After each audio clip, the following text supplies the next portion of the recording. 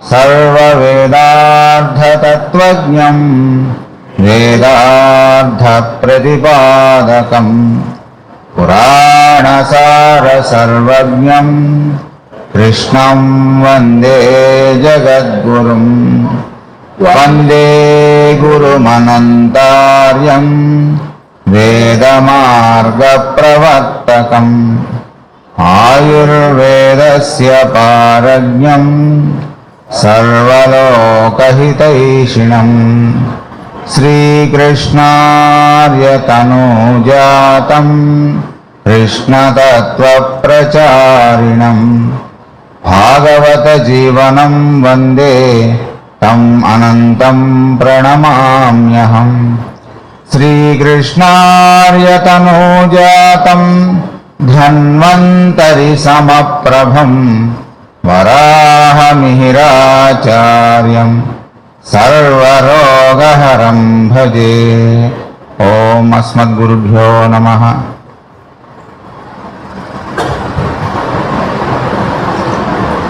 కింద రూపాల్లో వ్యక్తమవుతున్నటువంటి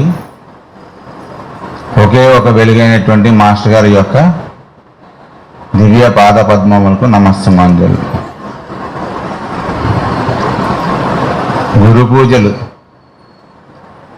అనేటటువంటివి ఏ సంవత్సరానికి ఆ సంవత్సరం ఒక నిత్య నూతనత్వం, ఒక కొత్త ట్రైనింగ్, ఒక కొత్త ఎక్స్పీరియన్స్. ఎలా అయితే మనం ప్రతిరోజు చూస్తున్న సూర్యోదయం అయినా కానీ వెళ్ళి మళ్ళీ చూస్తే మళ్ళీ ఉత్సాహవంతంగా నిత్య నూతనంగా ఉంటుందో, ఆ రకంగా ప్రతిసారి గురు పూజలకి కూడా ఒక చిన్న పరీక్షలు లాంటివి జరగడం, మళ్ళీ మాస్టర్ గారు జాగ్రత్తగా ఒరే నువ్వు చేయట్లేదురా నేను జరిపించుకుంటున్నాను గురు పూజలను మనకి ఎప్పటికప్పుడు తెలియజేయడం అనేటువంటిది వస్తున్నాను. అయితే ఈసారి గురు పూజలకి ముందు ఇంట్లో అందరికీ జ్వరాలు, మాస్టర్ గారికి, అనంతకృష్ణ గారికి, అమ్మగారికి, మా అబ్బాయికి, నా భార్యకి, మా అన్నయ్యకి, రవన్నయ్యకి, అందరికీ ఇంట్లో అందరికీ జ్వరాలు. మా ఫణిగోపాలకి ఏమో వచ్చింది ఇన్ఫెక్షన్ వచ్చి హైదరాబాద్ వెళ్ళాడు ట్రీట్మెంట్కి. గురు పూజలు దగ్గరికి వచ్చేస్తున్నాయి, ఇంకా 3 వారాలే ఉన్నాయి. ఎలాగ పోనీ డిస్పెన్సరీ అప్పచెప్పేసి వెళ్దామంటే మా గాయత్రికి జ్వరం, వాళ్ళ మామగారు బాగాలేదు, ఆయన శరీరం విడిచారు, తర్వాత ఆయన జ్వరం. అంటే ఇది వరకు ఒక పూట వెళ్ళేవాడిని ఇప్పుడు 2 పూట్ల డిస్పెన్సరీకి వెళ్ళాల్సినటువంటి పరిస్థితి ఏర్పడింది. ఏంటి గురుకుల దగ్గరికి వచ్చేస్తున్నాయి ఏంటి ఇవన్నీ అంటే ఏ పని ఆగలేదు.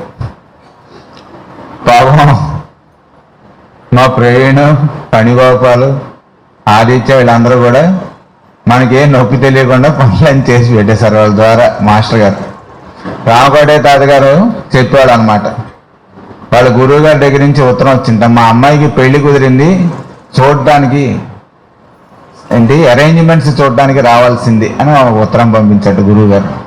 వాళ్ళ గురువు గారు ప్రభాకర్ శాస్త్రి గారు. సరే అంటే మరి అమ్మాయి పెళ్లి కదా, వెళ్ళిన తర్వాత అక్కడ మనకి చాలా పని ఉంటుంది, తోరణాలు కట్టడం, లేకపోతే ఆ గుండిగలు మోయడం, వడ్డం చేయడం, ఏదో మనకి పని ఉంటుందని నేను బయలుదేరి వెళ్ళారట.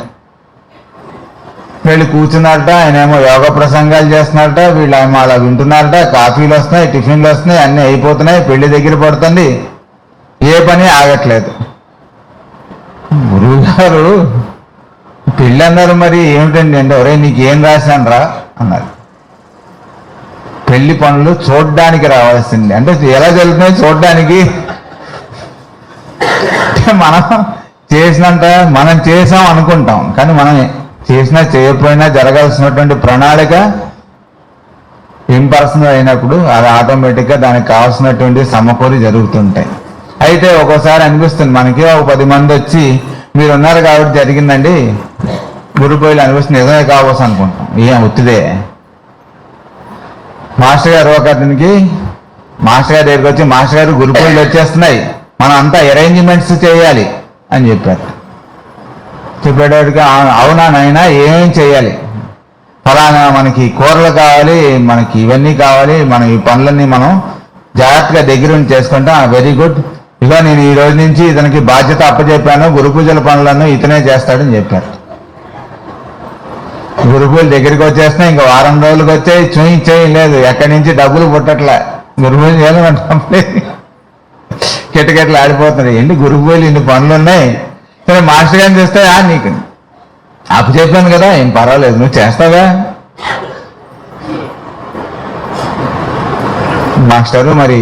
మాస్టర్ ఇంక వారం రోజులకు వచ్చేసింది, ఏం చేయాలి, ఏం కంగారు పడుకున్నాయన, వెళ్ళి ఆ సెంటర్లో ఫలానా చోట నుంచో పనులన్నీ అవే జరుగుతాయి.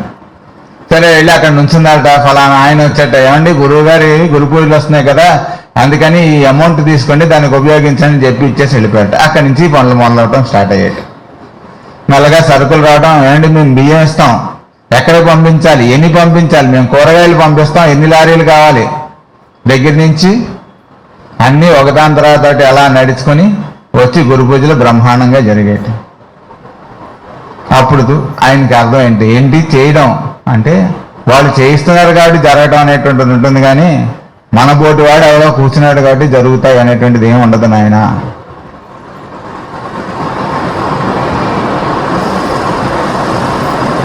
ఎప్పుడు అది అనుభవంలోకి వస్తూనే ఉంటుంది గమ్మత్తుగా. 2013 అక్టోబర్లో మా బాబాయ్ గారు ఈవీఎం ఆచార్య గారు భౌతిక శరీరాన్ని వదిలేశారు, మన అందరికీ తెలిసిన విషయం. అంతకుముందు గురు పూజల్లో ఏమిటి, ఒరే నువ్వు ఈ పని చేయి అంటే చేసి పెట్టేయడం, అంతే మన పని అయిపోయింది. ఆయన ఏం చెప్తే అది చేయడం తప్ప ఇంకో మనకి సొంతంగా బుర్ర వాడడం అనేటువంటిది ఎప్పుడూ లేదు. అంటే బుర్ర అనేటువంటిది ఒకటి ఉంటుందని మనం మర్చిపోయాం, ఇప్పుడు చెప్పిన పని చేయడం తప్ప అయిపోయింది. సరే తర్వాత జనవరి గురు పూజలు రామనామ క్షేత్రంలో జరిగే బ్రహ్మాండంగా. ఆ తర్వాత ఆగస్టు గురు పూజలు దగ్గరికి వస్తున్నాయి. మాస్టర్ గారు వేరే ఊర్లో ఉన్నారు ఉండి, అరే మీరు గురు పూజ అరేంజ్మెంట్స్ చూడండి. మనకి ఏం తెలుసు గురు పూజ అరేంజ్మెంట్స్ ఏం చూడాలో, ఎప్పుడైనా చూసామో పెట్టాం, చెప్పిన పని చేయడం తప్ప. దగ్గరికి వస్తుంది, 1.5 month ఉంది, ఇంకా 1 monthకి వచ్చింది. ఎక్కడ కళ్యాణపాలు ఖాళీలో, అప్పుడు ఇంకా మన ఈ కళ్యాణపం రాలేదు, భౌతికంగా ఎగ్జిస్టెన్స్లోకి రాలా. ఎక్కడ బుక్ చేయాలి, ఎక్కడికి వెళ్ళినా సరే అన్ని బుక్ అయిపోయినాయి. ఆయన ఫోన్ చేసి, ఎరా పర్వాలేదా రమ్మంటావా, మరి నీ కొంతసేపు ఇక్కడ ఉండి రావచ్చా, ఏమంటాం మనం, ఇదేం చెప్తా. సరే ఇక్కడే చిన్న ముష్టివాడలో మనకి ఇందిరా ప్రియదర్శిని దాన్ని దొరికింది. ఆ రోజు మనకి 2 పేజీలు ఆ గురు పూజల్లో పైగా ఎలా జరిగాయి అలానే మాస్టర్ గారు జరిపించారు కాబట్టి జరిగాయి. మన చేతుల్లో ఏం లేదు, మనం బుక్ చేసుకుంటా ఉంటే ఆ 2 రోజులే కరెక్ట్గా అక్కడ ఖాళీ ఉంది, ఆ 2 రోజులు మనకి ఇచ్చారు. ఇచ్చిన తర్వాత ఫస్ట్ రోజు అయింది. సెకండ్ రోజు నాయన పొద్దునే లేవాలి, మీరేంటి రెడీ చేయాలి, అన్ని రెడీ చేసుకోవాలని వంట వాళ్ళతో చెప్తే వాళ్ళు అలిగి వెళ్ళిపోయారు, మధ్యలో వదిలేసి. ఏంటి మన సోదర బృందం వాళ్ళే అందరూ కలిసి వంటలకి దిగి వంటలు చేసుకున్నాం అందరం కలిసి. బ్రహ్మాండంగా అంత ముందు కన్నా చాలా రుచిగా వచ్చాయి గురు పూజల్లో. ఇంట్లో మనం ఏదైనా చేస్తే ఉప్పు ఎక్కువడం, కారం ఎక్కువడం, లేకపోతే పులుపు ఎక్కువడం మనమే తినలేం. అది ఆ గురు పూజల్లో అందరం కలిసి చేసాం. ఒక్కొక్కడికి ఏదో రోజు చేసేవాళ్ళం, ఎప్పుడో ఒంటింటి మొహం కూడా అంటే మనకు ఆకలేస్తే మనం మా భార్యను పిలిస్తే ఏదో తీసుకొచ్చి పెడుతుంది, తినేస్తాం, మనకేం తెలియదు నొప్పి. అలాగా అంటే మనం చేస్తున్నాం అనేటువంటిది ఏం ఉండదు, మన ద్వారా జరుగుతూ ఉంటుంది వర్క్ అనేటువంటిది. మనకు అనుభవంలోకి రావడానికి ఎప్పటికప్పుడు గురు పూజల్లో మనకి మాస్టర్ గారు ఆ ఎక్స్పీరియన్స్ అనేటువంటిది అందిస్తూ ఉంటారు. ఆ ఎక్స్పీరియన్స్ మనకి ఎలా తెలుస్తుందండి అంటే, మనం కూడా మన వంతు మనం ఏదైనా చేయగలమా అక్కడికి వెళ్ళి అని ఆలోచిస్తే తెలుస్తుంది. అంటే ఏం చేసేటప్పుడు కదా తెలుస్తుంది. నా బొట్టువాడు ఏదో కూర్చుని ఉంటాడు, మిగిలిన వాళ్ళందరూ పని చేస్తుంటారు, అయిపోతుంది. మాస్టర్ గారి వర్క్ కాబట్టి జరిగిపోతుంది, ఆగదు.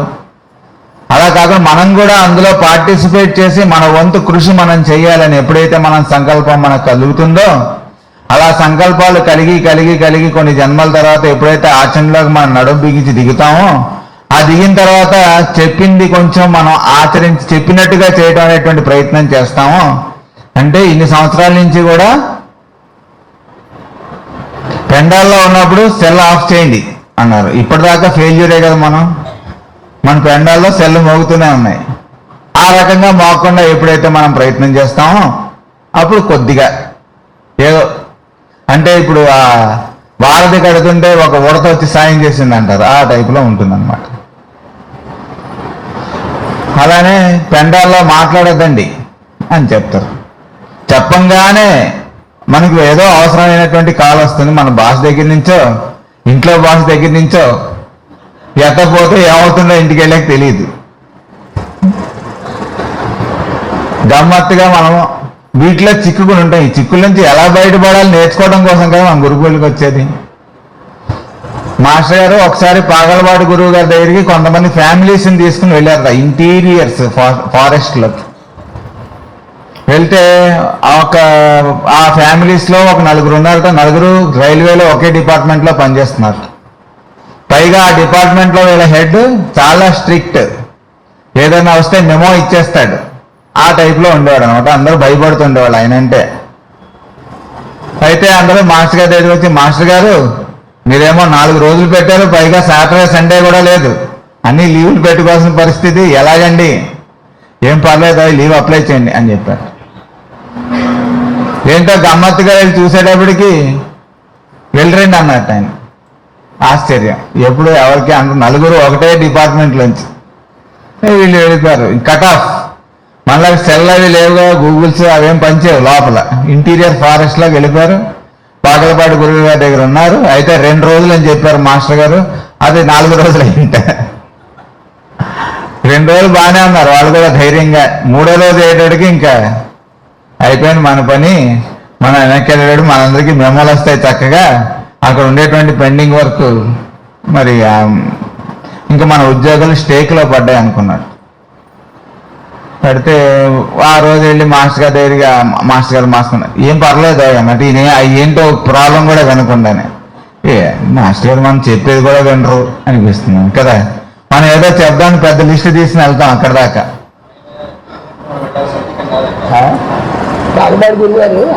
గురువు గారు చెప్పినప్పుడు వెళ్ళాలి. ఇక్కడికి వచ్చాక మన ఇష్టం కాదు, పాగలపాటి గురువు గారు ఏం చెప్తారో అది చేయాలి అని చెప్పారు. ఆయన ఎప్పుడు వెళ్ళమంటే అప్పుడు వెళ్దాం అన్నట్టు. అది కాదు గురువు గారు, మరి మా ఆఫీసర్ ఇలా కాదంటే, ఏమో అవన్నీ మనకేం తెలుసు, గురువు గారు చూసుకుంటారు. అంటే మనకి గురువు అంటే మనం అనుకున్నట్టు చెప్పేవాడైతే గురువు మనం యాక్సెప్ట్ చేయగలం. మనం అనుకున్నది అన్నట్టు చెప్పకపోతే గురువు అని ఎలా యాక్సెప్ట్ చేస్తాం మనం? అంతే కదా. మాస్టర్ గారి దగ్గరికి వెళ్ళి మనం ఏదో ప్రాబ్లమ్స్ చెప్తే, మనకు అనుకూలంగా సొల్యూషన్ చెప్తే గురువు, కానీ ప్రతికూలంగా చెప్తాను మరి ఎవడు ఎలా చెప్తే అలా ఎలా ఆచరిస్తాం, ఎలా ఆచరించగలం? మనం ఏమైనా అవతార పురుషులా? ఇలాంటి ఐడియాస్ అన్ని మనకు ఉంటాయి కదా. అవన్నీ పోగొట్టడం కోసం మాస్టర్ గారు అలాంటి చిత్రమైనటువంటి పరిస్థితి కల్పిస్తారనమాట.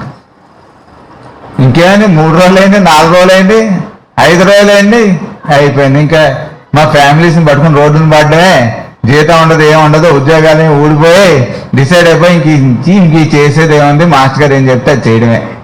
పోన్లేండి, అక్కడ దాకా వాళ్ళు రక్షింపబడ్డాడు. మాస్టర్ గారు ఏం చెప్తే అది చేయడమే అనుకున్నారు కాబట్టి రక్షణ అనేటువంటిది ఆటోమేటిక్ కలుగుతుంది అనమాట. అయిపోయింది, వెనక్కి వచ్చారు, ఆఫీస్కి భయపడుతూ వెళ్ళారు. అయిపోయింది, ఇంకా లాస్ట్ టైం అంది ఆఫీస్లో వెళ్ళారు. వెళ్తే అక్కడ ఆఫీస్లో ఉన్న పరిస్థితి ఎలా వచ్చింది? ఒక ప్రాబ్లం వచ్చింది, విపరీతమైనటువంటి చాలా అర్జెంట్ ప్రాబ్లం. ఎవరైనా సాల్వ్ ఇక్కడ చేస్తే కానీ రేపు పొద్దున్న అక్కడికి హెడ్ ఆఫీస్ నుంచి వీళ్ళకి రిలీఫ్ రాదు, లేకపోతే వీళ్ళ బాస్కి అక్షంతలు పడిపోతాయి. అలాంటి పరిస్థితి వచ్చింది. రాగానే ఏమిటాయి మీరు అందరూ కలిసి వెళ్ళిపోయారు, ఇక్కడ అన్నీ ఆగిపోయాయి అన్నట్టు. అలా కదా వీళ్ళు కొనుక్కుంటున్నట్టు. ఫస్ట్ ఆ పని చేయండి, అమ్మా ఇవాళకి బతికాం, తిట్లు తప్పే అనుకున్నట్టు. ఆ పని చేశారు, ఆ రోజే సాల్వ్ అయిపోయింది. 1 గంటలో అవి పైకి పంపించేసిన వీళ్ళకి ఎప్రిషియేషన్ వచ్చింది, వీళ్ళ బాస్ని పైనుంచి మెచ్చుకున్నట్టు. మెచ్చుకుంటాడు. ఇంక ఇచ్చి వీళ్ళని ఏమంటాడు పాపం, సర్లేండి ఈ వారం రోజులు అక్కడ ఖాళీ ఉంది, మీరు ఈ వారం రోజులు సంతకం పెట్టండి వచ్చినట్టుగా అని చెప్పారు. అంటే వీళ్ళ సెలవులు కూడా లేవు, అన్ని కూడా అలా గమ్మత్తుగా. అదేంటి మనం గురువు గారు చెప్పిన ఇలా చెప్పారేంటి, ఇలా ఆచరిస్తే ఆయనకి ఏం మరీ కామన్ సెన్స్ లేకుండా చెప్పారంటే గురువు గారు అనిపించచ్చు నాలాంటి వాడికి. ఇంత సమస్య చెప్తే ఏం పర్లేదంటారేంటి? ఏదో మా ఉద్యోగం ఊడిపోయింది, ఎలా ఉంటుందో తెలియదు, సాఫ్ట్వేర్ ఆ అమెరికా నుంచి ఉద్యోగాలు పీకి వెనక్కి పంపించేస్తున్నారు, మరి వచ్చేస్తున్నాం, ఇప్పుడు మా గతి ఎలాగా, ఈఎంఐలు మేము ఎలా కడతాం, గురువు గారు ఏం చేయాలి? ఏం పర్లేదు నాయన సర్దుకుంటాయి. ఏం తెలుసా ఆయనకి? గురు పూజలో ఆయన స్టేజ్ మీద కూర్చొని ఏం పర్లేదు అంటారు, మనం అనుభవిస్తే కానీ తెలియదు, ఎవరి నొప్పి వాడికే తెలుస్తే అనిపిస్తుంది కదా నొప్పిలో ఉన్నప్పుడు. అయినా ఏం అవ్వదు, గమ్మత్తుగా ఆయన చెప్పిందే జరుగుతుంది, ఏం అవ్వదు, ఆ ఉద్యోగం ఊడుతుంది, మన ఇంటికి రాను వస్తాం, ఆ ప్రాబ్లమ్స్ అన్ని ఫేస్ చేస్తాం. అలా కొన్ని సంవత్సరాలు అయిన తర్వాత ఎలారా మనమేనా ఇవన్నీ ఫేస్ చేసి దీంట్లోంచి బయటపడింది అనిపిస్తుంది. ఎందుకు అలా బయటపడగలిగాం అంటే అది మర్చిపోతాం. ఇలాంటి పరిస్థితులు మాకు వచ్చాయండి, ఈ ప్రపంచంలో ఎవరికి ఇలాంటి కష్టాలు వస్తాయి, మేము కాబట్టి ఫేస్ చేసాం అనిపిస్తుంది నా బోటాడు. లేకపోతే ఎవరన్నా గురువు గారు మెచ్చుకున్నాడు, అది అంతకుముందు అంటే నా చిన్నప్పుడు నన్ను చూసిన వాళ్ళు ఎవరో నేను డాక్టర్ని అవుతానని అనుకుని ఉండరు నాకు తెలిసి, ఎందుకంటే నేను అంత బాగా చదివాండి.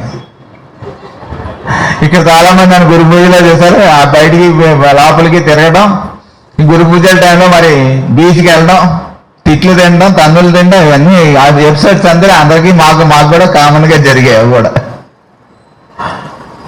అయితే సడన్ గా పిలిచి స్టేజీకి మాట్లాడరా అంటే ఏదో మన మాస్టర్ గారు చిన్నప్పటి నుంచి మనం విన్నవి స్టేజ్ మీద పెద్దలు చెప్పినవి అన్ని కలిపి కొట్టేసి మిక్సర్ వేసి కొట్టేసి అంతా మన సొంత లెక్చర్లా చెప్పేస్తుంటాం. నా బొట్టువాడు చెప్పేస్తే కింద దిగింటే ఎంత బాగా చెప్పారండి, ఇదండి అదండి,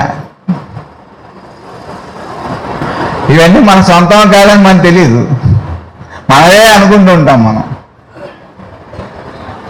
ఆ తర్వాత ఎవడో వస్తాడు వచ్చి, ఎరా చిన్నప్పుడు నువ్వు ఎలా ఉండేవాడో నాకు తెలుసురా, ఈ రోజు నువ్వు స్టేజ్కి ఎక్కి ఇలా మాట్లాడుతున్నావు, ఎరా నేను నిన్ను కాపాడాను ఆ రోజున, అవన్నీ మర్చిపోయావు, నువ్వు అవి చెప్పడం మానేసి ఏదో గురువు గారు అంటావు మాస్టర్ గారు అంటావు అన్నాడు అనుకోండి. సపోజ్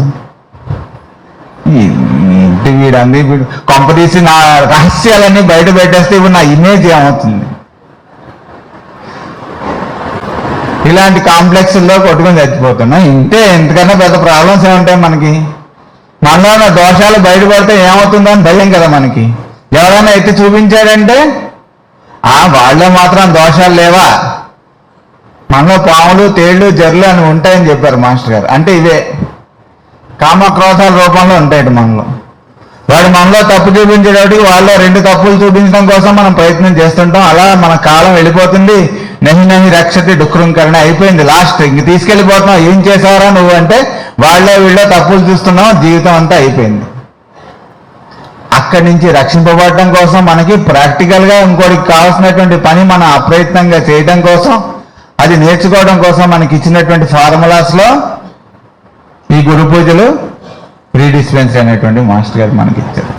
అంటే మగ పెళ్లి వాళ్ళ వస్తుంటాం మనం గురు పూజలకు వచ్చినప్పుడు. అంటే ఏంటోనండి ఇక్కడికి వచ్చాము, పొద్దునే 5 నిమిషాలు తక్కువ 6 గంటలకల్లా రావాలి, లేకపోతే తలుపులు వేసేస్తామని నారాయణ గారేమో స్టేజ్ మీద వాయించేస్తున్నారు. తీరా చూస్తే మేము బాత్రూంలోకి వెళ్ళి తిప్పితే పంపులోంచి నీళ్లు రావట్లేదు, ఎలాగ రావడం, ఎలా రెడీ అవ్వటం, ఆ మాత్రం అరేంజ్మెంట్స్ లేని వాళ్ళు ఇలాంటి అనౌన్స్మెంట్స్ ఎందుకు చేయాలి అనేటువంటి దాని దగ్గర నుంచి మెల్లగా సర్దుకొని ఆ దోషాలను చూడకుండా మనం మెల్లగా అడ్జస్ట్ అయ్యి ప్రేయర్ టైంకి ఇలా ఇవన్నీ అధిగమించి రావడం అనేటువంటి కుశలత్వం. అంటే గురువు దగ్గరికి ఎవరైనా శిష్యుడు అంతేవాసగా వెళ్ళిన తర్వాత వాడిని దర్భలు తెమ్మనేవాళ్ళట. తెమ్మంటే వాడు దర్భలు పీకేటప్పటికి దానికి ఎడ్జెస్ కొసలు చాలా షార్ప్గా ఉంటాయి, చేయి తెగే రక్తం వస్తుంటుంట. అలా ఎప్పుడైతే వాడు రక్తం రాకుండా చాకచక్యంగా వాటిని తీసుకుని గురువు దగ్గర రాగలిగాడో వాడిని కుశలుడు, అంటే వీడికి పని చేయటం చేతనైందిరా నాయన అనేవాళ్ళు. ఆ చేతనవ్వడం మనకు ఉండేటువంటి డిఫికల్టీస్ని మనం ఫేస్ చేయగలగటం, ఫేస్ చేసిన దాంట్లో అడ్జస్ట్ అవ్వగలగటం. Let our training be adjustment అని మనకు మంత్రవాక్యం ఇచ్చారు ఈ మెడిటేషన్స్ బుక్లోనే. మన ట్రైనింగ్ ఏంటి? అడ్జస్ట్మెంట్. మన ట్రైనింగ్ ఎప్పుడు కూడా అంటే గురుపూజలకు వచ్చాం, గురుపూజలు అడ్జస్ట్ అవుతున్నాం, వీళ్ళు గురుపూజల గురించే చెప్తున్నారు. ఇక్కడ కాదు. ఇక్కడ ఎందుకు చేస్తున్నాం అంటే బయట ప్రపంచంలోకి వెళ్ళిన తర్వాత కూడా మనం అడ్జస్ట్ అవడం కోసం, మన ఇన్కన్వీనియన్స్ లో మనం ఉన్నప్పుడు దాంట్లో మనం అడ్జస్ట్ అయి ఉండటం కోసం, ఇమిడి ఉండటం కోసం. రేపు పొద్దున నీకు అభిషేకం, రాజ్యాభిషేకం చేస్తున్నావు, నువ్వు రారాజు కాబోతున్నావు అని చెప్పి రాత్రి చెప్పారట. పొద్దున అయ్యేటప్పటికి నువ్వు నారచీరలు కట్టుకుని ఆ ఆభరణాలన్నీ తీసేసి అడవుల్లోకి వెళ్ళాలట అని చెప్పారు. కానీ ఆయన ఇన్కన్వీనియన్స్ ఏం లేదు ఆయనకి, అడ్జస్ట్మెంట్.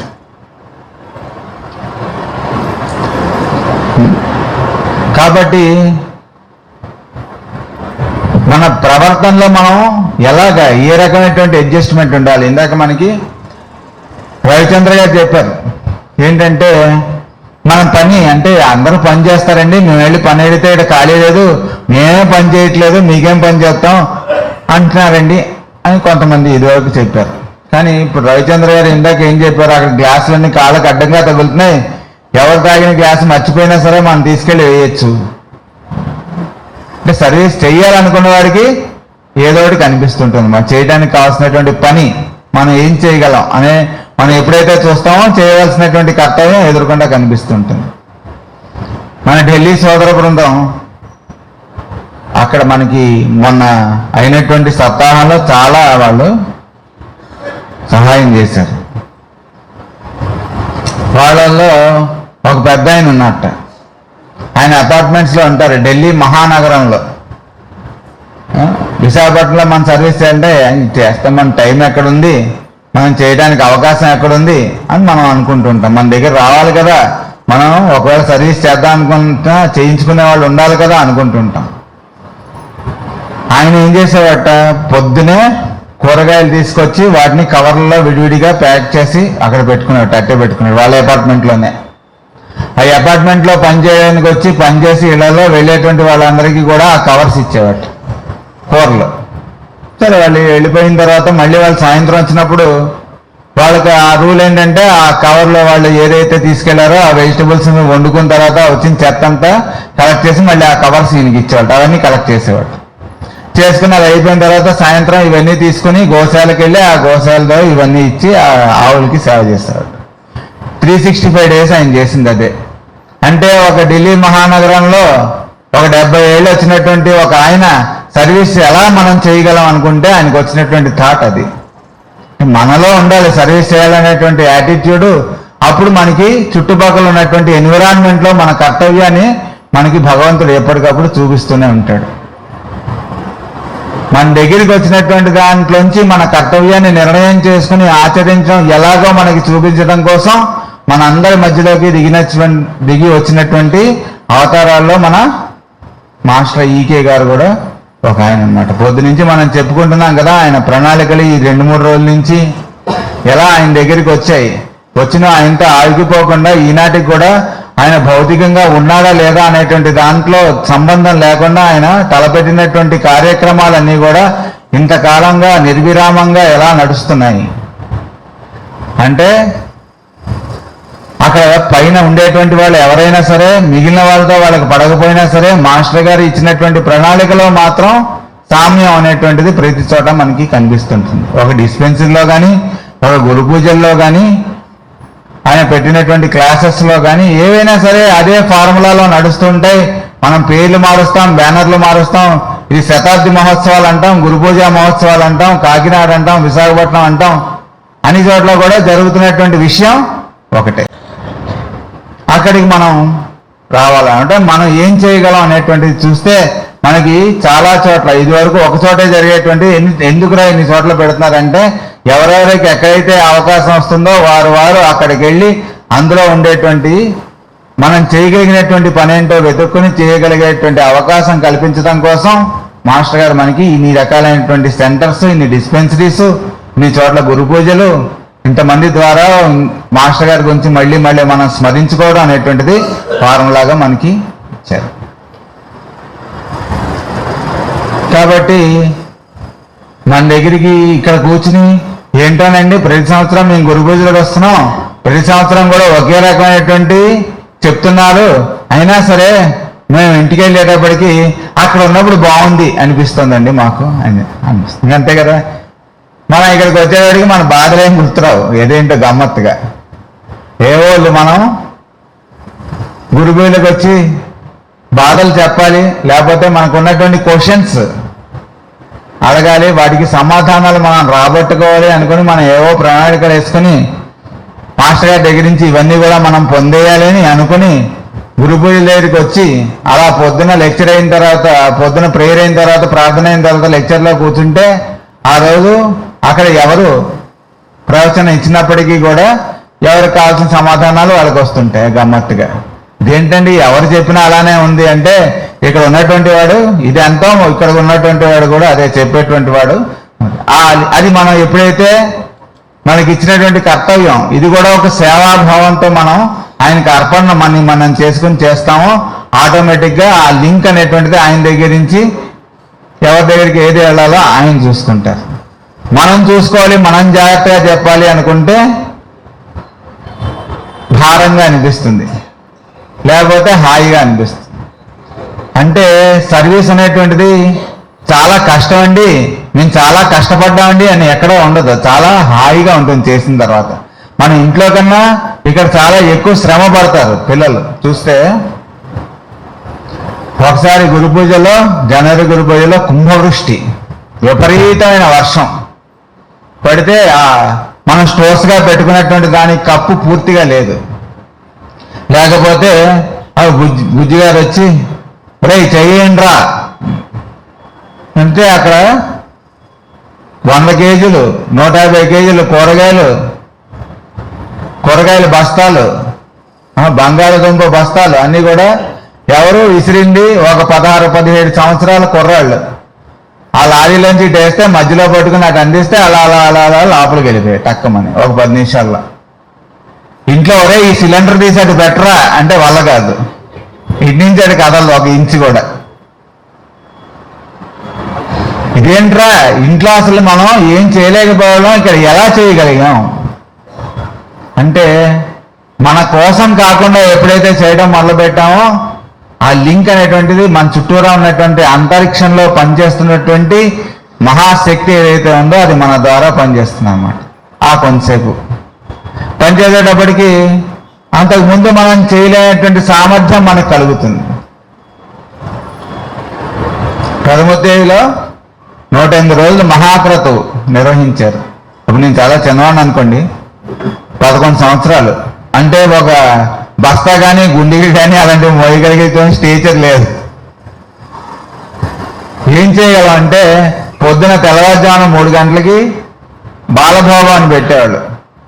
మామూలుగా మంత్రం చేయాలంటే ఏం తినకూడదు, తాకూడదు, కళ్ళు పోతాయి, అలాంటివి ఏమి ఉండవు.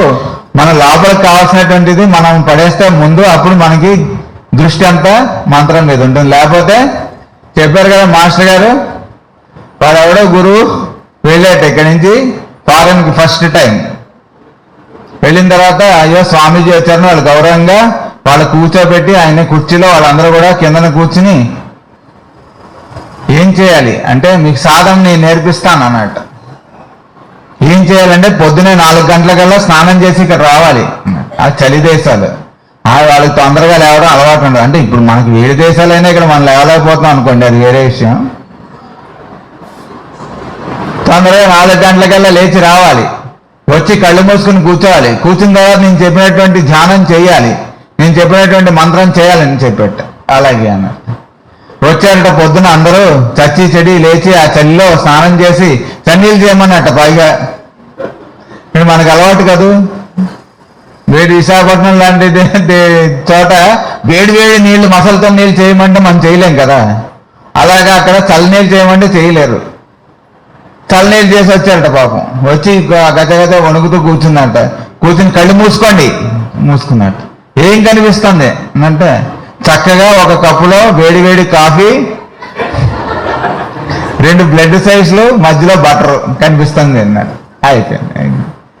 ఇక వాళ్ళు చేసే సాధన ఏమొస్తుంది? అలా కాకుండా మన గురువు గారు లాంటి వాళ్ళు, లక్ష్మీనాథన్ లాంటి వాళ్ళు ఏం చేశారు, ముందు నువ్వు అది తినేరా నాయన, అది తీరిపోతే నీకు మళ్ళీ దాని మీద దృష్టి వెళ్ళదు, అప్పుడు నీ దృష్టి మంత్రం మీద నిలుస్తుంది. బాలభోగం అంటే భగవంతుడి నైవేద్యం పెట్టి, భగవంతుడికి ఎందుకు నైవేద్యం పెడతా అంటే ఆయన తీసుకోడు అనేటువంటి నమ్మకం మనకు కలుగుతుంది కాబట్టి పెడతా అంట. మనిషి గారు చెప్పారు, ఆయన వాయిస్లోనే ఉంది, వినండి, గమ్మత్తుగా ఉండేది సరదాగా. పొరపాటున ఒక రోజు నువ్వు భగవంతుడు తీసుకుని ఆకలేస్తుందని ఆ విగ్రహం నుంచి ఇలా అందులోంచి ఒకటి తీసుకుని తిన్నాడంటే ఆ తర్వాత చైన్లు కట్టి బయట పెడతా అంట.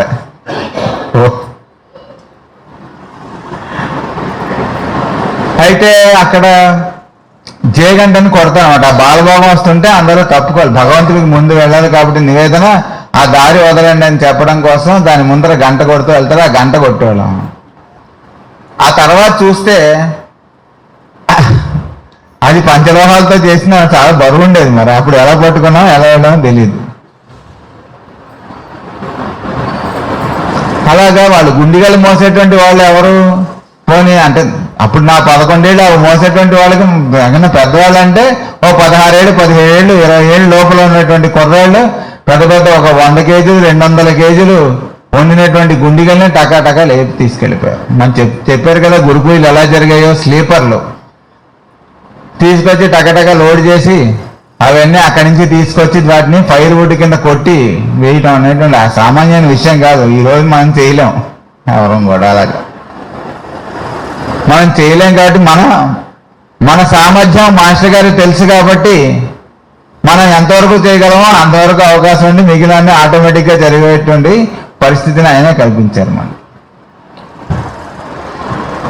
ఇదివరకు వైద్య సేవ ఒక గ్రామంలో వెళ్ళి చెయ్యాలంటే ఈ మందు పెట్టెలన్నీ పట్టుకుని, ఈ కాగితాలన్నీ పట్టుకుని, ఇవన్నీ తీసుకుని వాళ్ళు ఒక బస్సులో వెళ్ళి అక్కడి నుంచి నడిచెళ్ళి, లేకపోతే లారీలో వెళ్ళి, ఇలా వెళ్ళి అక్కడికి వెళ్ళి ఇవన్నీ దుకాణం అంతా ఓపెన్ చేసుకుని అక్కడికి వచ్చినటువంటి వాళ్ళందరినీ చూసి మళ్ళీ దుకాణం అంతా కట్టుకుని మళ్ళీ ఇంటికి ఇంత ప్రయాసం ఉండేది. మళ్ళీ వెనక్కి వచ్చేటప్పుడు బస్సులో ఏం లేకపోతే లారీలు ఎక్కువ, లేకపోతే కొంత దూరం నడిచో ఈ రకంగా వచ్చి చేసేటువంటి పరిస్థితులు ఆ రోజుల్లో ఉండేవి. ఒకవేళ బస్సు వచ్చినా సరే అది ఎక్కి దాంట్లో టికెట్ కొనగలేటువంటి ఆ పరిస్థితి అందరికీ ఉండేది కాదు కూడా ఆ రోజుల్లో. అయినప్పటికీ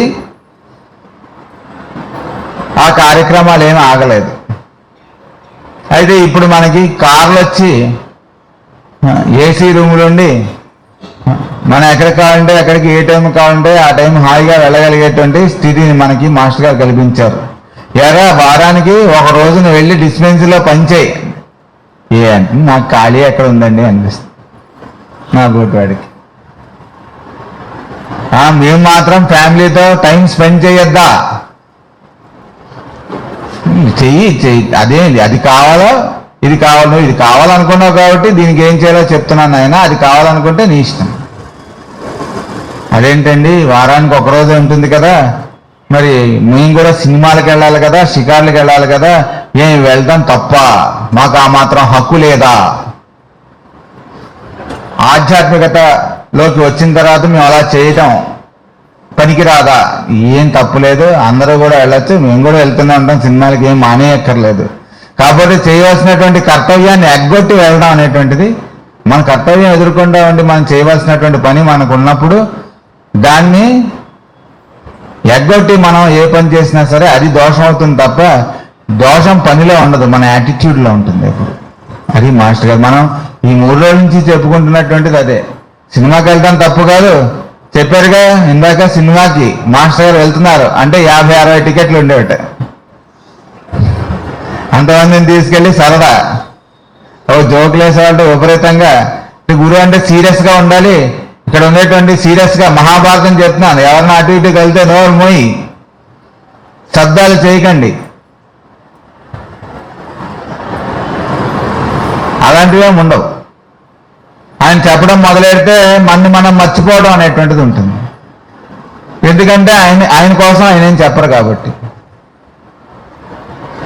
ఆయన ఏం చేస్తున్నారు? మన అందరిలో ఆయన ఎవరు చూస్తున్నారు? వాళ్ళ గురువు గారిని చూసి ఆయనకు కావాల్సినటువంటి సేవగా ఆయన ఇచ్చినటువంటి ఆ లెక్చరు, ఆయన చెప్పినటువంటి వాక్యాలు ఇందరిలో ఉండేటువంటి నారాయణుడు ఆనందించడం కోసం ఈ యొక్క రచన నా ద్వారా వచ్చింది అని ఆయన ప్రీఫేజ్లో రాసేవాడు.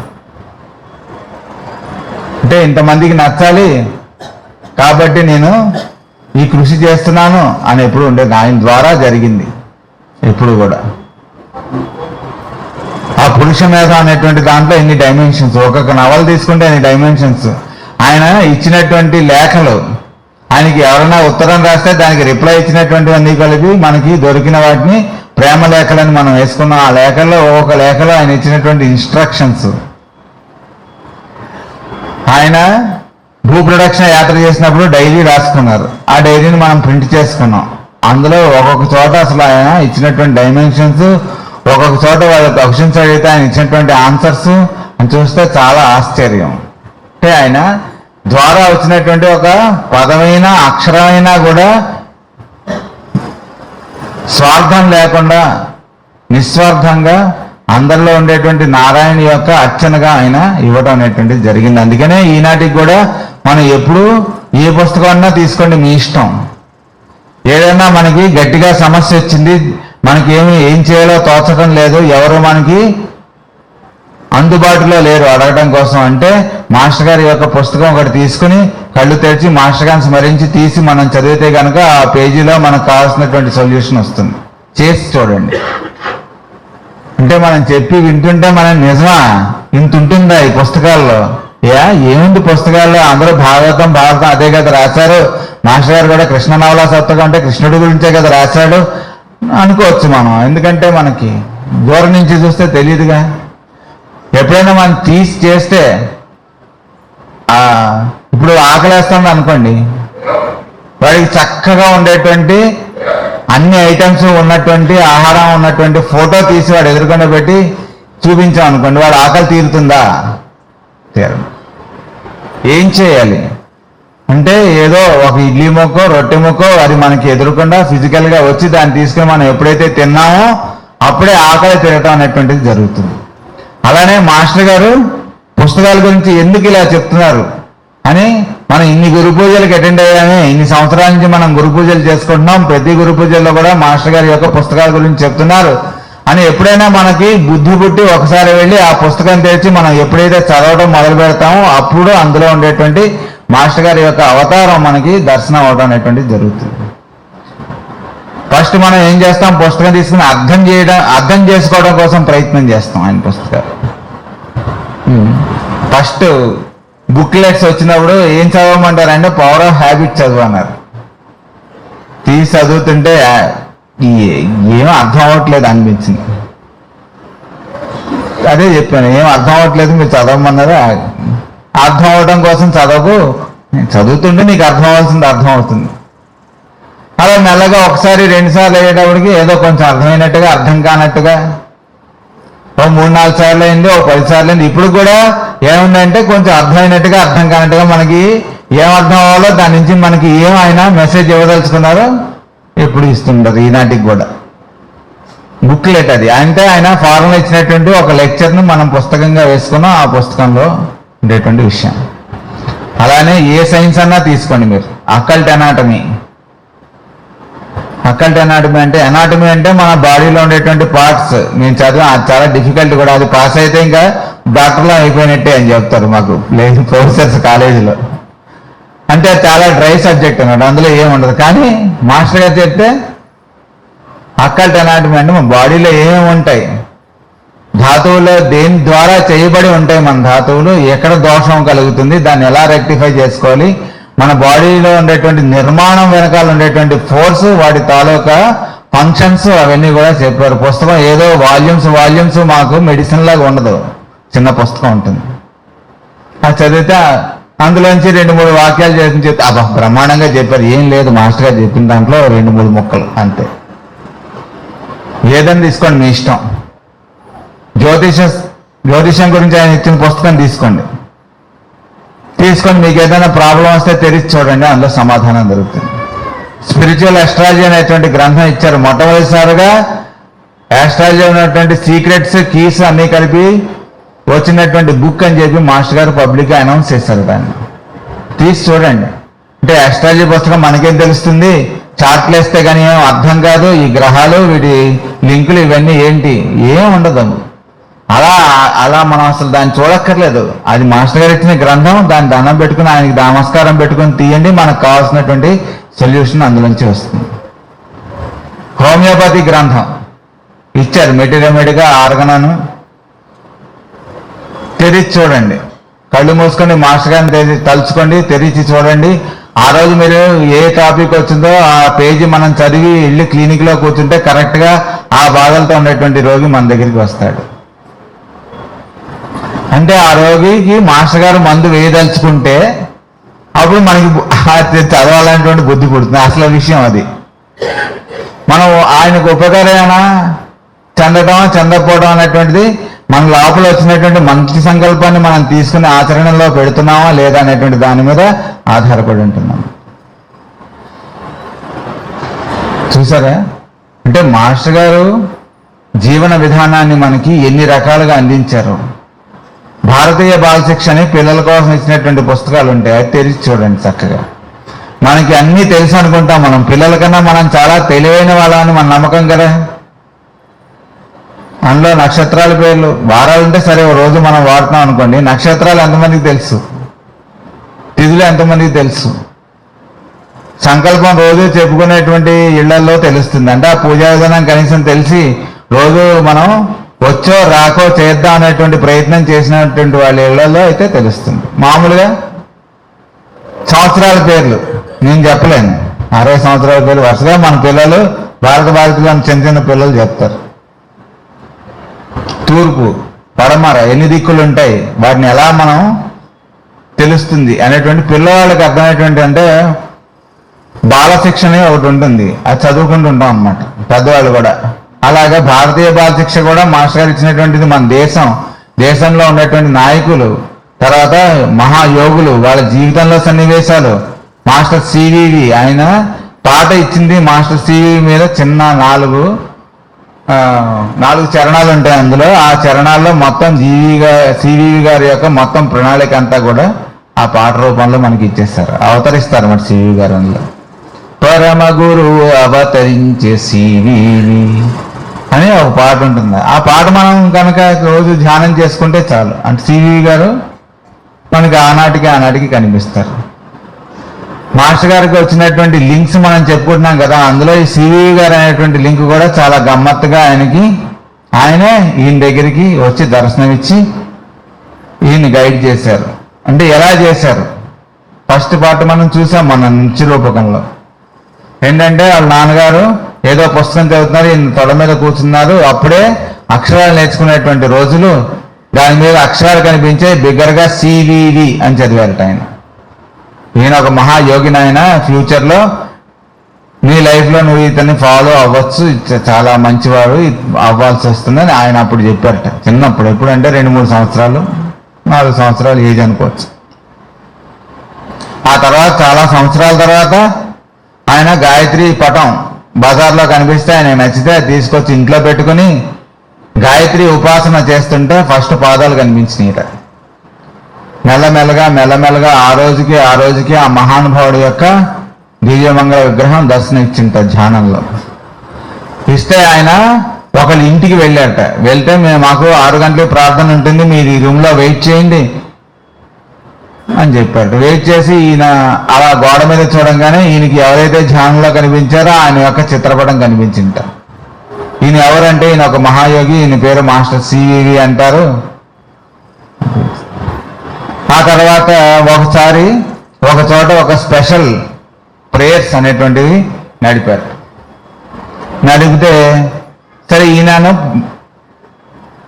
ఒక శిష్యుడు పూర్ణశాస్త్రి గారు వెళ్ళారట అక్కడికి.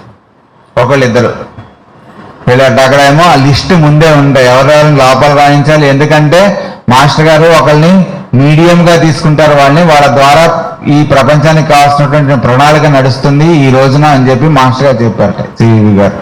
ఆ రోజున ఉండేటువంటి స్పెషల్ ప్రేయర్స్ లో లిస్టులు ఉన్నాక ఆ లిస్టులో ఉంటేనే వాళ్ళ లోపల రాణిస్తున్నట్టు. రాణిస్తుంటే మీరు ఎవరి తాలూకా అన్నట్టు. కృష్ణమాచార్య. అయితే లోపలికి వెళ్ళండి అన్నారు. వీళ్ళేం అప్లై చేయాలి అంతకుముందు, కానీ అప్లికేషన్ మాస్టర్ గారు ఎక్కడ ఇచ్చారు ఆయనకి లింకు, ఆయన అంతటా ఆయన ఈయనకి వచ్చి దర్శనం ఇచ్చారు. గురువే ఎప్పుడు శిష్యుడి దగ్గరికి వస్తుంటారు. ఆ పరంపర గురించి మనం చాలాసార్లు చెప్పుకున్నాం. అలాగా సివి గారు మాస్టర్ గారి దగ్గరికి వచ్చి ఆయన ద్వారా ఆయన ప్రణాళికను నిర్వర్తించుకున్నారు అనమాట. వచ్చారు, ఆ ధ్యానం అన్నది స్టార్ట్ అయింది. ఆయనకి కావాల్సినటువంటి తేజస్సు అనేటువంటిది ప్రవేశించడం అనేటువంటిది జరిగింది.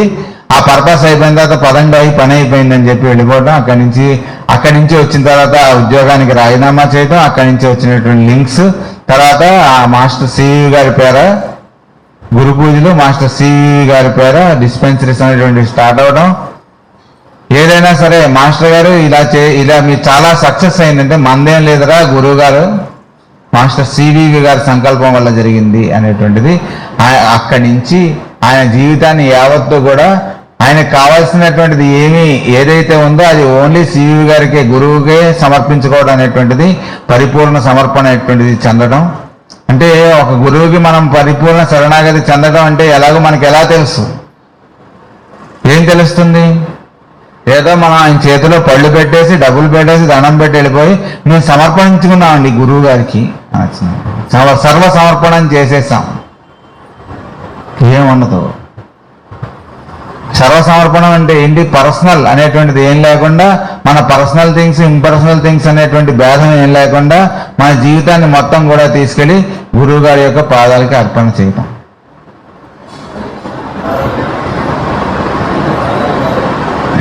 జీవిత భారాలు కాదు, జీవితాన్ని మొత్తాన్ని.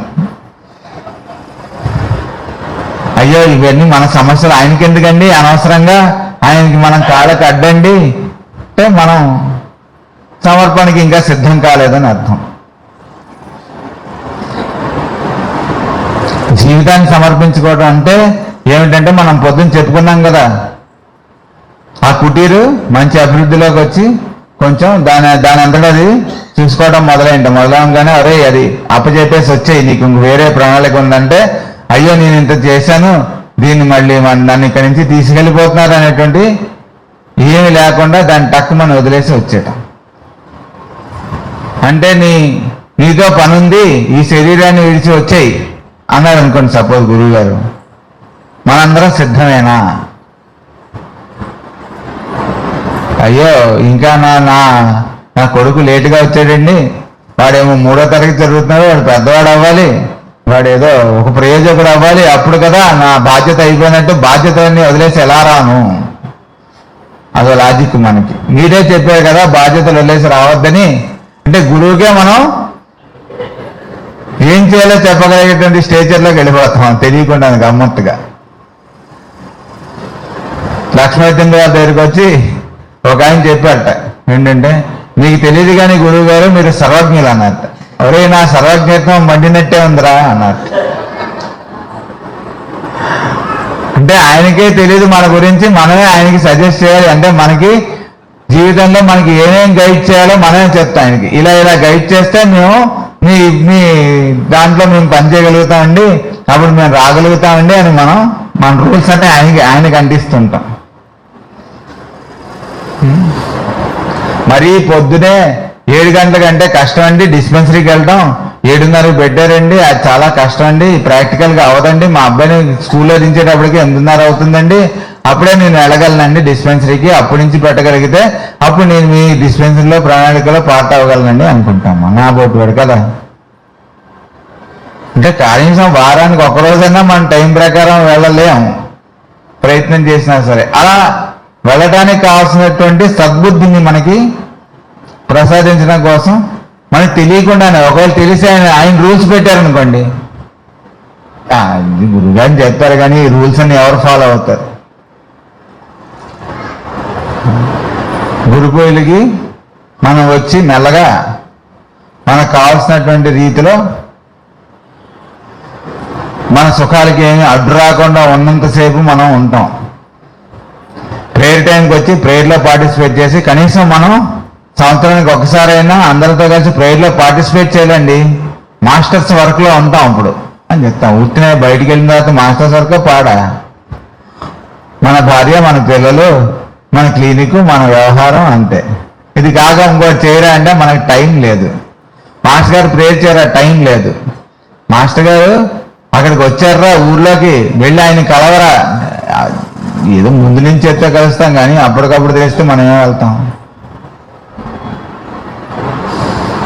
ఇలాంటి కాంప్లెక్స్ అన్నిటిలోంచి మనం ఎలాగా మనం సమర్పణ అంటే ఏంటి, ఎంతవరకు సమర్పించుకున్నాం అంటే కొంతమందిని కొంత టైం మాత్రం సమర్పించుకోగలుగుతాం.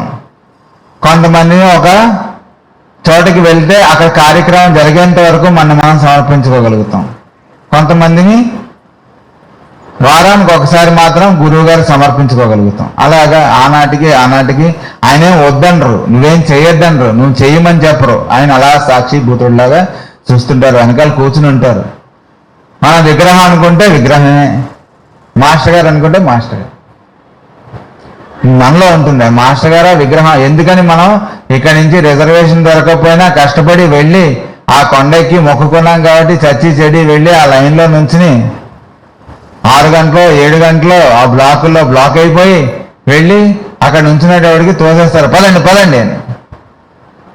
ఆ 1 సెకండ్ 2 సెకండ్లో 4 సెకండ్లో సోమవారం చూసి బయటకు వచ్చి అబ్బా దర్శనం బాగా జరిగింది అనిపిస్తుంది. ఆ దర్శనం కోసం ఈ రకమైనటువంటి స్ట్రగుల్లో మొత్తం మనం ఏవేవైతే అనుభవించాల్సి ఉంటుందో అవి అనుభవించడం అనేటువంటి ఆటోమేటిక్గా జరుగుతుంది. అప్పటికి తీర్థయాత్రలు అంటే అవి. అలాగే మనం ఇక్కడ గురు పూజలోకి వచ్చి కొంతకాలం మనకి నచ్చి ఇక్కడ చెప్పినటువంటివన్నీ ఆ నచ్చినటువంటిది మనం కూడా ఏదైనా చేద్దాం అనిపించి ఆ చేద్దాం అనేటువంటి దాని దగ్గరికి మనంతటా మనం వెళ్ళి చేయడం ఎప్పుడైతే మొదలు పెడతామో అప్పటి నుంచి కొద్దిగా మనలో మార్పు రావడం అనేటువంటిది స్టార్ట్ అవుతుంది. అప్పటి వరకు ఏం మార్పు ఉండదు, అది అలా ఉంటుంది, మనం ఇలా ఉంటాం. మన షెల్ఫ్లో మాస్టర్ గారు చెప్పారు కాబట్టి మాస్టర్ గారు పుస్తకాలు కొంటాం, అవన్నీ చక్కగా సాలిపురుగులు అని చదువుతుంటాయి. మాస్టర్ గారు అమెరికా పిలిచారట, మాస్టర్ గారిని పిలిస్తే వెళ్ళారట. ఎక్కడ? థియోసాఫికల్ సొసైటీ వాళ్ళు. మీరు సీక్రెట్ డాక్టరీని చదివారా అని అడిగారు. నేను ఎవరం చదవలేదు అని చెప్పారు వాడు. ఈ ఒక్క విషయంలో మా భారతీయులు మీ అంత గొప్పవాళ్ళు అని చెప్పారు.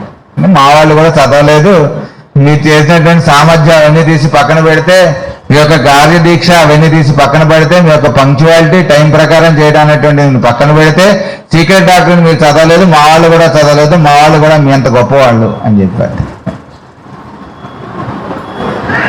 కాబట్టి మనం చదువుకోవడం అనేది కూడా మన గురించే, సర్వీస్ చేయడం అనేటువంటిది మన గురించే, గురు పూజకి వెళ్ళడం అనేటువంటిది మన గురించే, ఒక డిస్పెన్సరీకి వెళ్ళడం అనేటువంటి మన గురించే. ఇవన్నీ చేయకపోయినా కానీ మనకి మాస్టర్ గారి దగ్గర నుంచి ఇంపర్సనల్ వర్క్ ఇంకోళ్ళు ఏదన్నా సహాయం చేయమన్నారు అనుకోండి, వాళ్ళు ఏదో ఊరి నుంచి వచ్చారు, వాళ్ళకి వెళ్ళడం తెలీదు, వెళ్ళి సహాయం చేయి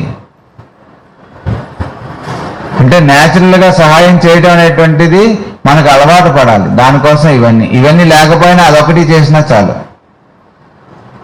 మాస్టర్ గారి పేరు చెప్పుకోకపోయినా పర్వాలేదు, ఇంకోటి సహాయం చేయడం మీరు మొదలు పెడితే మనలో కావాల్సినటువంటి మార్పు మాస్టర్ గారే రప్పిస్తారు. ఆ రెడీనెస్ టు వర్క్ తెలివి అందరికీ ఉంటుంది. దానికి ఏం కావాలి? మనకి సద్గుణముల బలము చేకూర్చుకోవాలి. మన దాన్ని సద్గుణములు మనం అలవాటు చేసుకోవాల్సింది. ఏంటి సాధన చేయాలంటే సద్గుణాలని మనం సాధన చేయాలి. ఎందుకు మనం జీవిత చరిత్రలు చదువుకోవాలి? ఎందుకు మాస్టర్ గారి గురించి మనం ఎన్నిసార్లు చెప్పుకోవాలి అంటే, ఆ రకమైనటువంటి పరిస్థితి వస్తే ఆయన ఎలా ఆచరించారో మనం ఒక 10 సార్లు 20 సార్లు 30 సార్లు తెలుసుకున్న తర్వాత 50వ వచ్చినప్పుడు అలాంటి పరిస్థితి మనకు కూడా ఆయన ఇలా చేశారు కదా, మనం కూడా చేస్తే ఎలా ఉంటుంది అనిపించడం. ఆయన అవతార పురుషుడు కాబట్టి చేశారు. ఇలాంటి జన్మలు కొన్ని వెళ్ళిపోయిన తర్వాత ఆయన మన కోసమే వచ్చాడు, ఆయన చేసి ఆచరించి చూపించాడు కాబట్టి మనం కూడా ఆచరిద్దాం అని అనిపించిన తర్వాత, ఆచరించడం మొదలుపెట్టిన తర్వాత మనకు తెలుస్తుంది.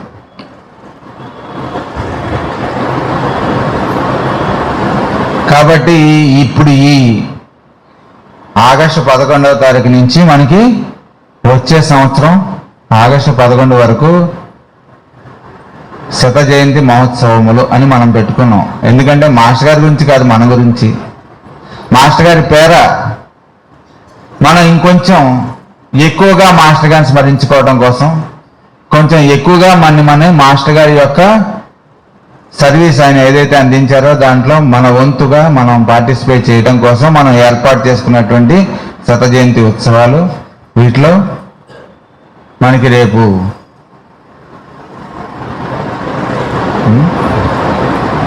ఆగస్టు 25న ఒంగోలు గురు పూజలు, 23వ తారీఖు అక్కడ డిస్పెన్సరీ. ఎంఎన్ గారి పుట్టినరోజు ఆగస్టు 25వ తారీఖు. ఆ రోజు మనకి ప్రతి సంవత్సరం కూడా ఒంగోలు గురు పూజలు అనేటువంటి మనం జరుపుకుంటాం. అలానే మనకి చెన్నై గురు పూజలు సెప్టెంబర్లో ఉన్నాయి. సెప్టెంబరు 14వ తారీఖు తెనాలి. అలానే సెప్టెంబరు 21వ తారీఖు మనకి చెన్నై గురు పూజలు. ఇప్పుడు దీని తర్వాత మనకు ఉన్నటువంటివి అవి సెప్టెంబర్ 22 నుంచి మనకి బెదముద్దేవి గ్రామాల్లో మనం ఇదివరకు కూడా అక్కడ చేసుకోవడం జరిగింది. అక్కడ భాగవత సప్తాహం అనేటువంటిది మనం నిర్వర్తించుకుంటాం. కాబట్టి వీటన్నిటిలో కూడా ఎవరికి కుదిరిన వాళ్ళు వెళ్ళి పార్టిసిపేట్ చేయండి. సెప్టెంబర్ 17న మన గుంటూరులో పున్నయ్య శాస్త్రి గారి ఒక కార్యక్రమం, ఆయన జయంతి ఉత్సవములు మనం జరుపుకుంటాం. కాబట్టి వీలైనంత వరకు మనం అవైల్ చేసుకుని అక్కడికి వెళ్ళి వాటన్నిటిలో కూడా మాస్టర్ గారి యొక్క ప్రజెన్స్ని అన్ని చోట్ల నుంచి కూడా మనం పొందుదాం గాక. వైద్య సేవ మనం స్టార్ట్ చేయొచ్చు. ఎందుకంటే ఇప్పుడు ఈ ఇయర్ ఆగస్టు 11 తర్వాత అనుకున్నాం కాబట్టి శత జయంతి ఉత్సవాలు మనకి మొదలయ్యాయి. కాబట్టి ప్రతి సెంటర్లో కూడా వాళ్ళ హెడ్స్ కావాల్సినటువంటి, ఇందాక మనకి చెప్పారు కదా నారాయణ గారు చూసినటువంటి ఆ గైడ్లైన్స్లో డిస్పెన్సరీ టూర్స్ అనేటువంటివి మనం ప్లాన్ చేసుకోవచ్చు. ఆ గ్రామానికి వెళ్ళి ఆ గ్రామంలో ఉన్నటువంటి పెద్దలతో మాట్లాడి, ఈ లాస్ట్ టైం మనం చాలాసార్లు చేసుకున్నప్పుడు ఎప్పుడు కూడా టెంపుల్స్లో పెట్టుకున్నాం. అది చాలా కన్వీనియంట్. టెంపుల్స్ అనేటువంటి పర్సనల్ ప్లేస్ కాదు కాబట్టి మనం అక్కడ ఏం చేయగలిగినటువంటి టీం ఉంటే పూజా హోమం చేసుకోవడం, తర్వాత మన డిస్పెన్సరీ స్టార్ట్ చేసుకోవడం అనేటువంటి జరుగుతుంది. ఒకవేళ ఆ టీం లేదు మేము అంటే అయితే మాస్టర్ గారి ఫోటోలు మాత్రం అక్కడ కంపల్సరీగా ఉండాలి. మాస్టర్ గారిది, సివి గారిది కనీసం, తర్వాత మన ఇష్టం. అదే శక్తి బుజ్జి గారిది కానీ మనకి ఎవరైతే మనకి ఉన్నారో వాళ్ళకి పెట్టుకోవడం, అక్కడ దీపం వెలిగించుకోవడం, అగరత్తులు కనీసం ఇచ్చేసి మాస్టర్ గారి యొక్క ప్రేయర్ చేసుకుని స్టార్ట్ చేయడం అనేటువంటిది పెట్టుకోవాలి. అలానే మిగిలిన కూడా మనం అందులో ఇంక్లూడ్ చేసుకోవడం, ఒకదాని తర్వాత ఒకటి చేసుకోవడం చేయాలి. చేసి మనం ప్రతి వారం మనకి జరుగుతున్నటువంటి డిస్పెన్సరీస్కి అడ్డు రాకుండా కొంతమంది ఒకసారి కింద మనం గ్రూప్స్గా ఫార్మ్ అయ్యి వెళ్ళి ఆ విలేజెస్లోకి వెళ్ళి ముందు వాళ్ళకి ఇన్ఫార్మ్ చేసి మేము వస్తున్నాం అంటే బ్యానర్లు కట్టడం, అడ్వర్టైజ్మెంట్ చేయడం, ప్యాంప్లెట్లు పంచిపెట్టడం ఇలా కాదు, అందరికీ చెప్పడం. ఆ ఊర్లో ఒకసారి మీరు అందరికీ తెలియజేయండి మేము వస్తున్నామని ఫలానా రోజునని చెప్పడం. ఆ తెలియజేసినటువంటి దగ్గరికి మనం వెళ్ళి మన కార్యక్రమాన్ని మొదలుపెట్టడం. వీలైతే అక్కడ మనం మీకేం కావాలంటే మనకి ఒక చోటు చూపించాలి వాళ్ళు, తర్వాత మంచినీళ్ళు సదుపాయం ఇవ్వాలి. అంతే. మిగిలిన ఆహారం మనం ప్రత్యేకంగా ఏమీ అడగలేదు ఇది సరే. కానీ చాలామంది ఆహారం వాళ్ళకి మనం మేము పెడతామండి మీకంటే మనకి ఇబ్బంది లేకుండా ఉండేటువంటి ఆహారాన్ని మనం ముందే చెప్పి అక్కడికి వెళ్ళి ఇబ్బంది పడి అవన్నీ తినేసి ఇంటికి వచ్చి మళ్ళీ మనమే మందులు వేసుకోవడం కాకుండా ముందే వాళ్ళకి మనం ఆహారం ఎలా ఉండాలో సూచించి ఆ రకమైనటువంటి వాళ్ళ చేత ఒకవేళ వాళ్ళు ఆఫర్ చేస్తే అప్పుడు మనం చేసుకోవచ్చు. ఒకవేళ వాళ్ళు ఆఫర్ చేయలేదు, మనమే పులిహోర దద్దోని ఇక్కడి నుంచి కలుపుకొని వెళ్ళిపోయి అక్కడ నైవేద్యం చేసుకుని మనందరం కలిసి తినచ్చు. మనం వెళ్ళినటువంటిది మనం ఏం చేయగలం మాస్టర్ గారి కోసం అని కాబట్టి వెళ్ళడం. మన రూల్స్ అన్ని వాళ్ళ మీద రుద్దకుండా, మన రూల్స్ నుంచి మనం డీవియేట్ అవ్వకుండా ఈ కార్యక్రమాన్ని మనందరం కూడా నలుపుకుందాము గాక. ఆ రకమైనటువంటి ప్రణాళికలో మనందరినీ భాగస్వాముల్ని మాస్టర్ గారు చేదురుగాక. ఆ రకమైనటువంటి ప్రణాళికలో మనని కూడా ఆయన ఆహ్వానం చేసి మన చేతులు పట్టుకుని నడిపించి మన జీవితాలకు ఒక చరితార్థతను కలిగింతురుగాక అని మరొకసారి మీ అందరి రూపంలో ఉన్నటువంటి మాస్టర్ గారి యొక్క దివ్య పాదపద్మాలకు నమస్కారాలు. ఈరోజు మేడం లేవర్స్కి గారి బర్త్డే కాబట్టి ఆవిడ ఇచ్చినటువంటిది ఒకటి ఉంది, మనందరం కూడా చెప్పుకుందాం. సువర్ణ గోల్డెన్ స్టేట్స్ అనేటువంటిది ఆవిడ మనకి ఇచ్చారు. అంటే మన జీవితంలో ఏమేం చేస్తే ఇప్పుడు మనం చెప్పుకున్న అన్నిటికీ కూడా మనం చేయడం అనేటువంటిది, మనం ఏ స్టెప్స్ ఫాలో అయితే మనం ఆటోమేటిక్గా మనలో చేంజ్ వస్తుందో ఆ స్టెప్స్ ఇచ్చారు ఆవిడ. నేను చెప్తాను, నాతో పాటు మీరు కూడా చెప్పండి. Golden states, golden states, A clean life, a clean life, an open mind, an open mind, a pure heart, a pure heart, an eager intellect, an eager intellect, an unveiled spiritual perception, an unveiled spiritual perception, a brotherliness a brotherliness, for one's co-disciple, for one's co-disciple, a readiness a readiness to give and receive to give and receive advice and instruction, advice and instruction, a loyal sense of duty a loyal sense of duty to the teacher, to the teacher, a willing obedience a willing obedience to the behests of truth, to the behests of truth, a courageous endurance a courageous endurance of personal injustice, of personal injustice, a brave declaration a brave declaration of principles, of principles, a valiant defense a valiant defense of those who who are unjustly attacked, are unjustly attacked, and a constant eye and a constant eye to the ideal of to the ideal of human progression human progression and perfection and perfection, which the secret science depicts. which the secret science depicts. These are the golden stages These are the golden states of the steps of which of the steps of which the learner may climb the learner may climb to the temple of to the temple of divine wisdom. divine wisdom. దీనికి మనకి master గారు అనువాదం ఇచ్చారు తెలుగులో. చక్కగా అసలు ఇవి తప్ప ఇంకో వర్డ్స్ యాప్ట్ గా ఉన్న అనిపించేటువంటిది, అవి కూడా మనం చెప్తాను, నాతో పాటు మీరు కూడా చెప్పండి. సువర్ణ సోపానములు, సువర్ణ సోపానములు, పరిశుద్ధ జీవనము, పరిశుద్ధ జీవనము, మర్మము లేని మనస్సు, మర్మము లేని మనస్సు, నిర్మల హృదయము, నిర్మల హృదయము, జిజ్ఞాసువకు చిత్తము, జిజ్ఞాసువకు చిత్తము, మాటుపడని మాటుపడని అతీంద్రియ గ్రహణము, అతీంద్రియ గ్రహణము, సహాధ్యాయి ఎడల సహాధ్యాయి ఎడల సోదర భావము, సోదర భావము, సలహాలను నియమములను సలహాలను నియమములను స్వీకరించుటకును ఇచ్చుటకును స్వీకరించుటకును ఇచ్చుటకును సంసిద్ధత, సంసిద్ధత, దేశికుని ఎడల దేశకుని ఎడల విశ్వసనీయమైన విశ్వసనీయమైన ధర్మానుష్ఠాన బుద్ధి, ధర్మానుష్ఠాన బుద్ధి, సత్యసూత్రములను సత్య సూత్రములను అంగీకరించి అంగీకరించి విధేయుడగుట, విధేయుడగుట, వ్యక్తిగతముగా వ్యక్తిగతముగా తనకు జరిగిన అన్యాయమును తనకు జరిగిన అన్యాయమును ధీరతతో సహించుట, ధీరతతో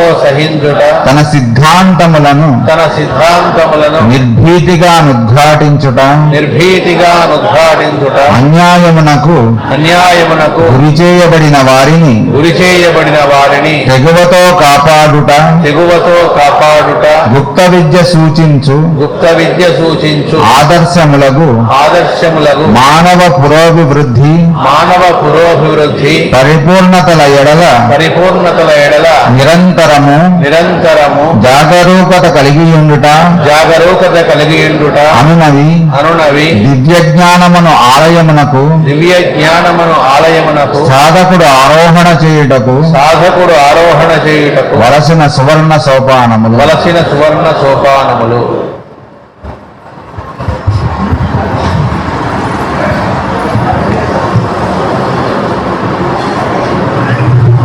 వాసుదేవ మనకి పూజ్య సోదరులు శ్రీ మరిపూడ వీరయ్య గారు గురు పూజలు గురించినటువంటిది ఒక దాంట్లో రాశారు. గురు పూజలకు వచ్చేప్పుడు ఎలా ఉంటాం, వెళ్ళేప్పుడు ఎలా ఉంటాం అని. వచ్చేటప్పుడు నిల్, పోయేటప్పుడు ఫుల్ అని ఒక అద్భుతమైనటువంటి ఇది రాశారు. మనం గురుపేలకు వచ్చేప్పుడు మిల్ అసలు మనకేమి ఉండదు. ఇక్కడికి వచ్చిన తర్వాత మాస్టర్ గారి యొక్క ఎక్స్పీరియన్స్ ఫుల్ అయిపోతుంది. అందుకని పోయేటప్పుడు ఫుల్, వచ్చేటప్పుడు నిల్, పోయేటప్పుడు ఫుల్ అని వీరయ్య గారు రాసింది గుర్తొచ్చింది.